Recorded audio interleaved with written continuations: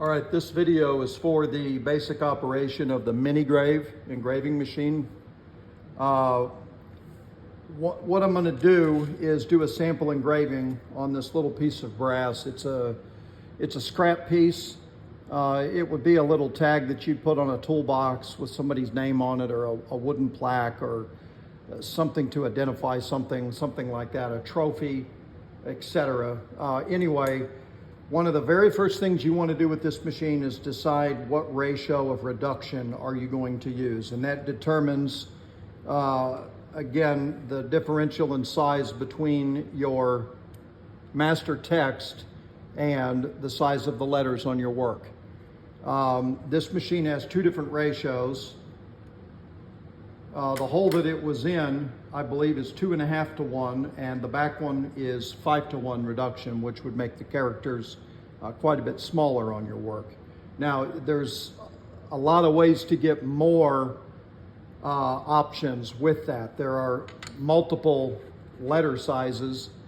This is a 2 3/4 inch letter, and it slides into that outer dovetail like that. These are also available with the letters smaller, but on the same size master template. These are 1.25 inch. I believe these are 3/4 inch tall characters, but again, you can get these slightly larger or smaller.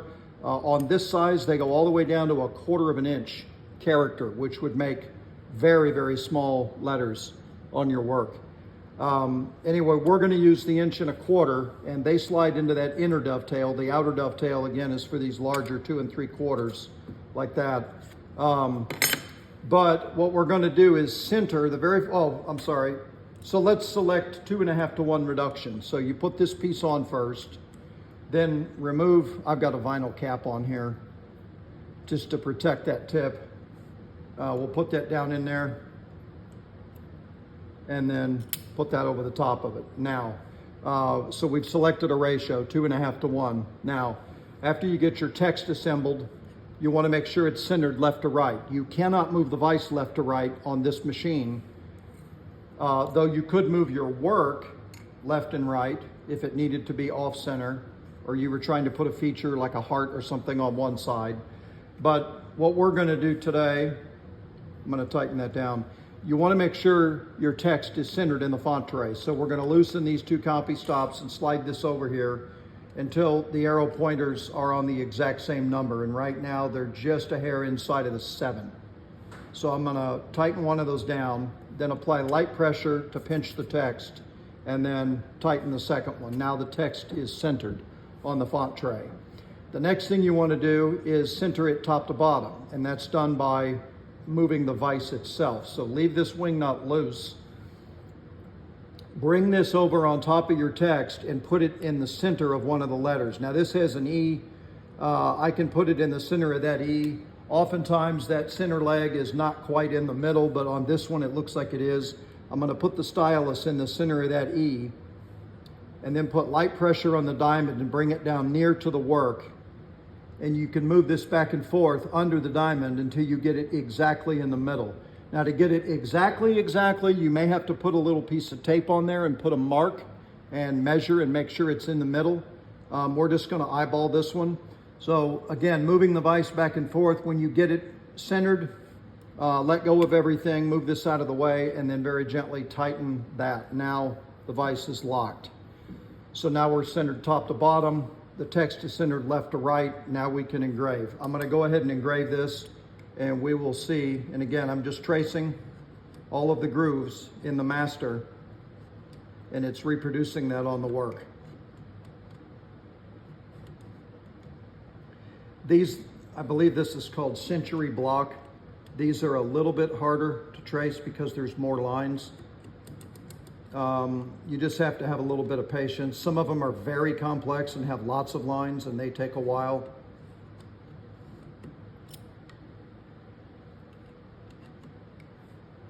Just go slow and take your time. Obviously, you want to lift up on the diamond before you move to another letter. And if you're not sure if you got everything, move it out of the way and take a look. Make sure you didn't forget one of the legs. If you did, you can go back and fix it.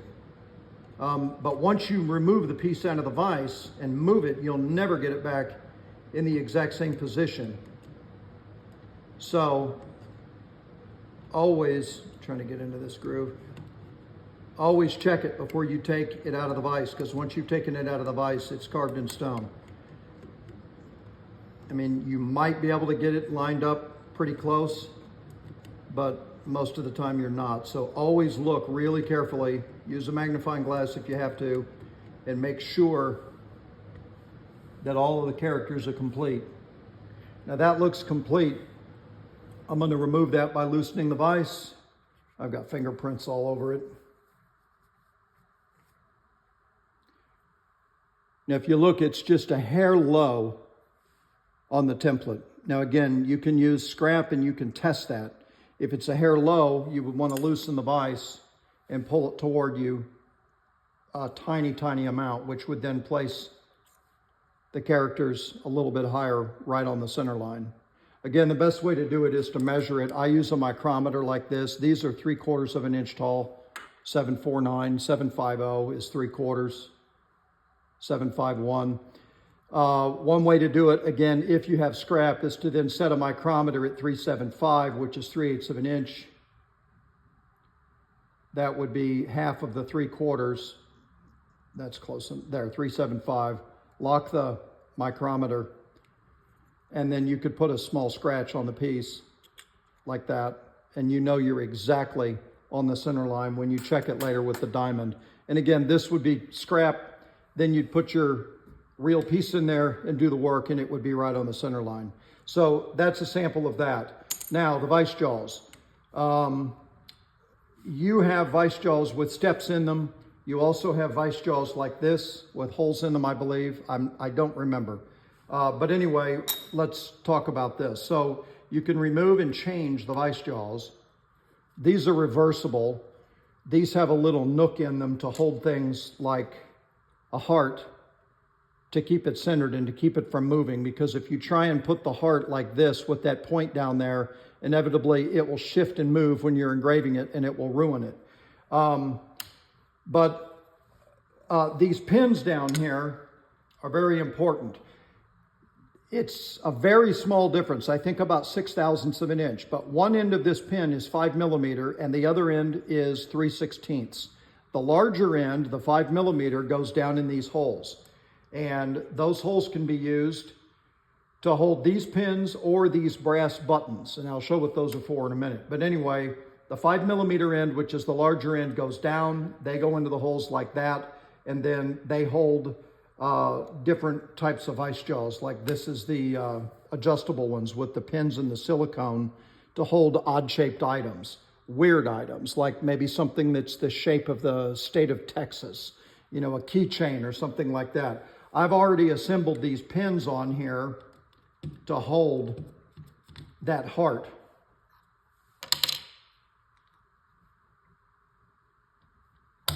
In a different way. I'm going to open this up. So it has one at the top to grab the middle of the heart and two at the bottom. And pinch that tight, and then again you'd lock that. And now the heart is there, and it will not move left and right because the pins won't allow it. And again, you can put these pins in hundreds of different configurations. There's 8 pins with my set, and I sell extra pins. I also sell extra diamonds if you need one. Those diamonds don't last forever. If you end up hitting it really hard on something or you go off the edge, you can chip it. So I do sell these in my store. Anyway, that's the universal jaws. That's kind of the basics of how that works. Now let's do the brass pins. Remove the heart. The brass pins are nice to hold round objects that are completely round, that again would try and move. I'm going to remove these 4 pins. And again, the bottoms of those were 5 millimeters. Well, the tip on these is 5 millimeters. I'm going to select those 2 holes for the back side and the same 2 for the front side. Open this up. I'm gonna have to go with the larger ones. And I've got a round object here. Anyway, you put that down in there and tighten that up, and what it does, you see it automatically center it. I've got it shifted to the left this time. Now watch, it's gonna kick it to the right and it centers it automatically. Put a little bit of tight on that and then select where you're gonna engrave on that item, lock your vise, and now you are ready to engrave on a round item, and it will not shift when you push left and right. When you're engraving, that diamond is dragging over the surface. It does add friction and it will try and move the item. If it moves at all, it will ruin the engraving. So you need to make sure that whatever you are engraving on is rock solid and it's set up in a way that it will not move. Again, if it does, you're going to leave a scratch line on there that doesn't belong. And if you try and get it put back where it was, you'll never get it exactly right and it'll show like a ghost line.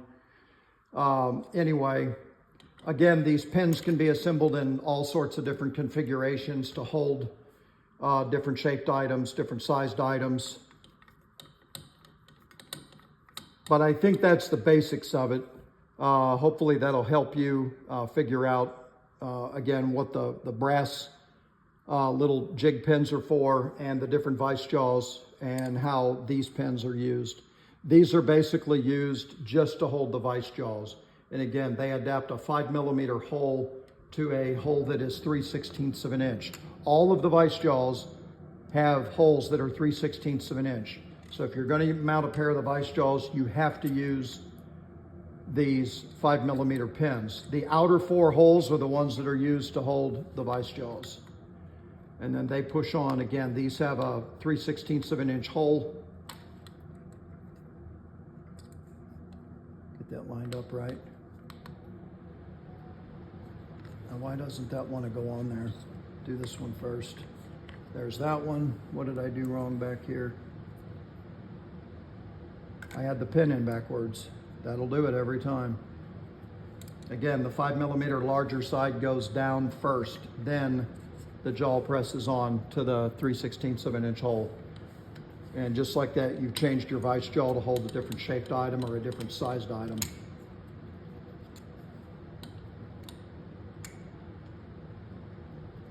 Click that down in there, press, tighten, just like that.